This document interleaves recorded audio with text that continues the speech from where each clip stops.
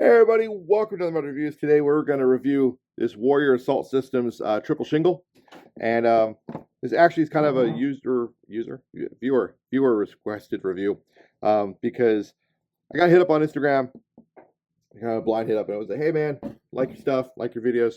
I got some questions about the Warrior Assault Systems shingle pouch that you run on your Belgian kit," and we were kind of going back and forth. He's asking some questions. I realized I never reviewed this shingle in its separateness from the kit, and I figured that was kind of a disservice, and answered all his questions for the most part. I figured I would do a separate review on the whole shingle for you guys, because I figured if he had questions, you all might have questions, and let's talk about this. So this is the Warrior Assault Systems M4 Triple, and it is a pretty nice shingle. I really do like this thing quite a bit. I got a couple complaints about it. They're not major complaints. They're very small, but they do have some. Let's start with the good, and then we'll go with the bad. No, let's start with the bad, and then we'll go to the good. There's more good than bad. Do it the military way, where we give you your weak strengths, and your weaknesses, and your strengths, and tell you how good you are, so you feel like a good little boy. Anyway, big thing I don't like is at the bottom, there is no grommets down here or anything to drain anything. So if it does fill up with some debris or water, there's no way for it to drain out the bottom. Not a major problem.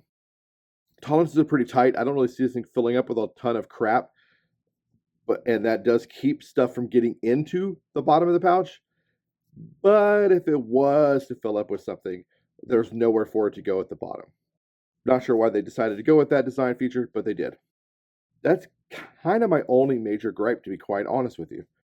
They did go with a slightly larger gauge cordage up here. Some people might not like that. Some people might prefer the thinner cordage gauges.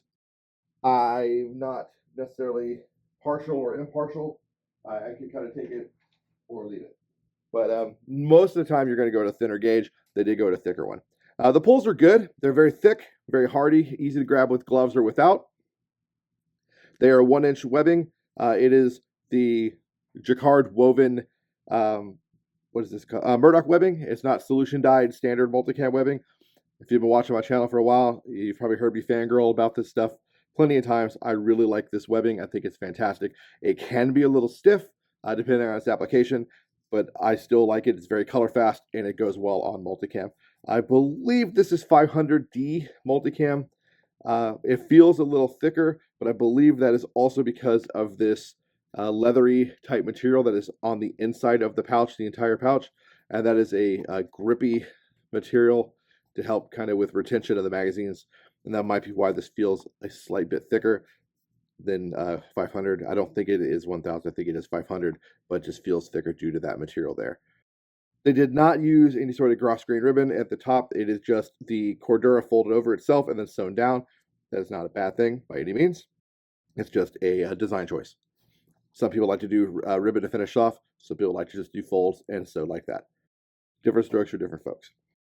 The entire pouch is faced with pals, so you have the ability to run other pouches on the face if necessary, or put Kims in here, clip on other little like hook clips or whatever to hook gloves, whatever off them. You can. Something I think is really great. So as far as the triple shingle goes, a lot of triple shingles are kind of an envelope style where they're folded over and then the cells are just divided internally, and then that can kind of impact when you put magazines in there and then get a little crowded inside. These are separate cells sewn down the middle and together and forming your actual shingle. And I think that is pretty cool. And it actually is noticeable, that articulation, when you start loading up with magazines. Flipping it over, on the back side, we have coyote brown webbing. It is not color matched like on the face. And I kind of like that they did that, because they're passing on the savings to you, the consumer, because they went with the webbing that's going to be a little more cost effective for them as a manufacturer, so that they can make the product just a little bit cheaper. Because if they went with multicam back here, where you're not going to see it anyway, it is going to be a little more costly for them. You do have their little logo back here, Warrior Assault Systems, and you also have a tag here as well, a little multicam tag back there, letting you know it's genuine multicam. They use the kind of London Bridge paraclete style of fastening on their pals back here. It is just the webbing folded over itself with some thermoplastic stiffeners You just weave it through and then pass it through at the bottom here and finishes it off. That's kind of how that works. Pretty easy to do, not difficult at all. To change your tension on the cordage, you just got some overhead knots back here. You loosen those up, retie them as necessary up and down, and it changes the tension of your bungee retention. Pouch is pretty good. Now, he specifically asked, what's it like with a PMag, but upside down? Because of magazine restrictions where he's at, he has to have this bump, something about mags and capacities. Well, fits pretty good. There's no issues. Drawing. Doing this one-handed. There we go. Indexing, re-indexing. I didn't have a problem with it. I think it's fine, personally. But then he wanted to know all three.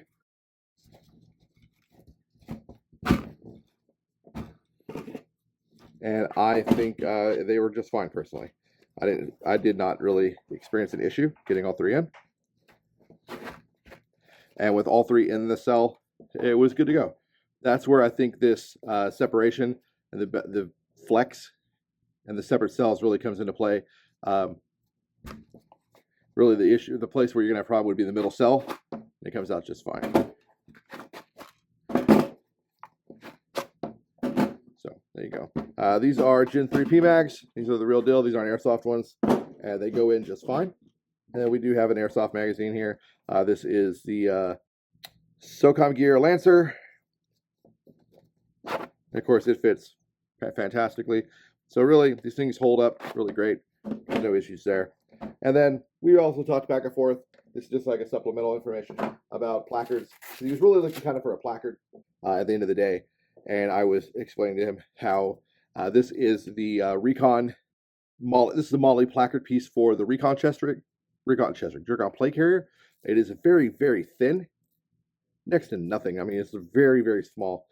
So when you mate it with this triple, you get an extremely thin profiled, basically placard. I mean, once it's molded on there, it's not much at all. You're looking at like 1.25 inches, if that.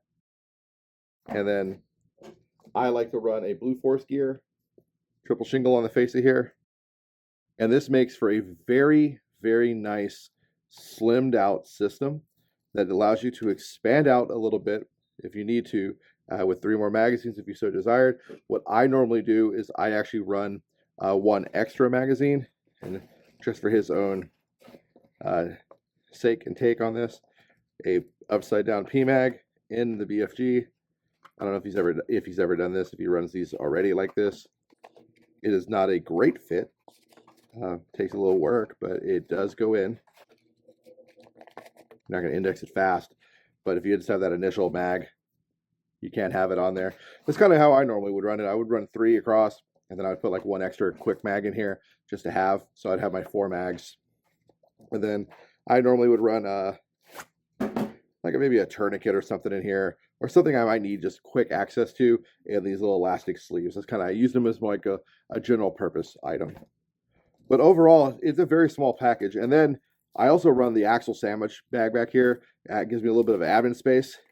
And I think that actually is really nice as well. And I'll put the cards up to the sandwich bag and the Recon plate carrier reviews I've done, so you can see those if you're curious. And overall, that's kind of this pouch. I think it's a great pouch. I think it's really fantastic. It's a good item. Oh, wait, you know what? Hold on. Let's talk about dimensions real quick. So overall, we're looking at more or less 5.25 in height, and about 9.25 in length, more or less, and right about a full-on inch in depth. That's what we're looking at dimensional here. Más o menos, a little bit. It depends with sewing and the whatnot.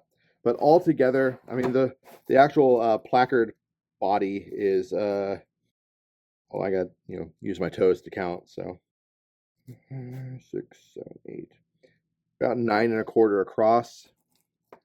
and about full on like 6 up.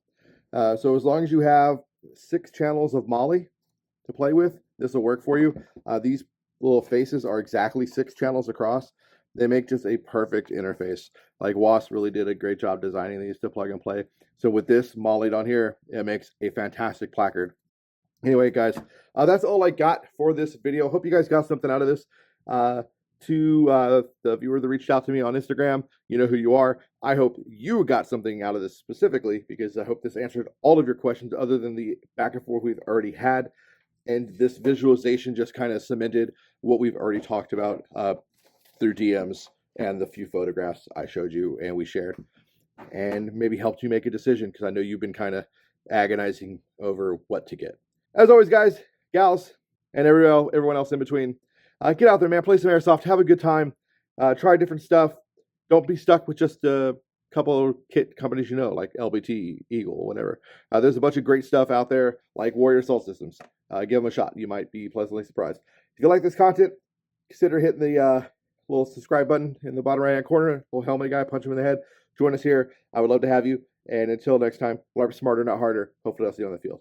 Peace.